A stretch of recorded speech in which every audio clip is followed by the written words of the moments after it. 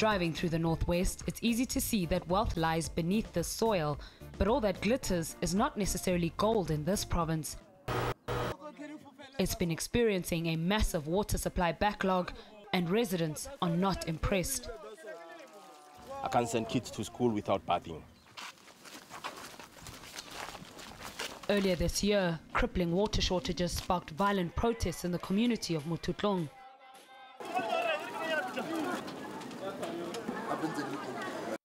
4 people were killed when residents clashed with police.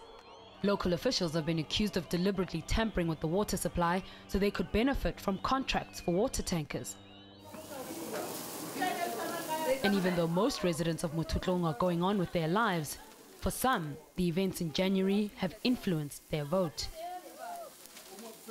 Lebogang Magwa says he's hoping for change. This is our baby. This democracy is our baby. We have to guard this democracy of ours. So that is why it's important to me to go out there and vote. But 25-year-old Tebogo Melwa has a different view.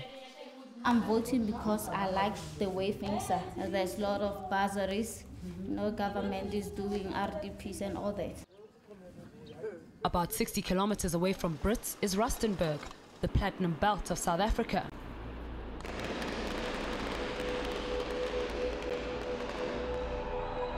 The deaths there of 34 striking lawnman workers at the hands of police still haunts the ruling party and the country. Since then, the area has been racked by violent strike action from mine workers demanding higher wages and better living conditions. We've got a date of when we'll departure, the month, the time, and the year. The area is now the stronghold of mining union AMCU, which replaced the ANC's ally, the NUM, in the region. The party was forced to abandon its door-to-door campaign recently when AMCU workers attacked 2 ANC councillors' homes and threw stones at officials. The Northwest is also poorly managed, with the Auditor General criticizing officials over their poor performance. During the 2011-2012 financial year, only 5 out of 24 municipalities in the province received unqualified audit reports. And in the previous year, none of the municipalities received a clean audit. But analysts believe the party isn't in danger of losing the province. The Northwest has been one of those strongholds of the ANC, like Limpopo and the Free State and Mpumalanga, for a very long time, for the last 20 years really. But there's a steady decline in ANC support. I do not see them losing this election.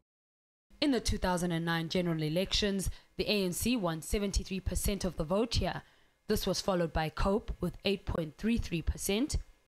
The DA garnered 8.25%, and the UCDP managed just over 5%. Despite its challenges, it seems likely the ANC will retain control of the Northwest. But the question is, will it enjoy the same level of support that it's seen in previous years? And it seems other political parties like the EFF are trying to capitalize on the ANC's weaknesses.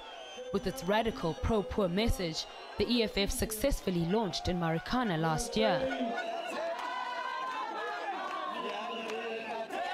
And although COPE took off with a bang in 2009, the recent mass exodus of senior party officials is likely to impact negatively on the organization. Political infighting in the ANC in the Tlokwe municipality in Potchefstroom allowed the DA to temporarily gain control of that municipality. The challenge that opposition parties are also facing, something that will actually might be a reprieve for the ANC, is that there is just too much competition among opposition parties about Northwest. Analysts agree that even though service delivery is an issue in the province, it's unclear whether opposition parties will really be able to capitalize on this at the ANC's expense. Pagamile Hlubi, Mothutlung, Northwest.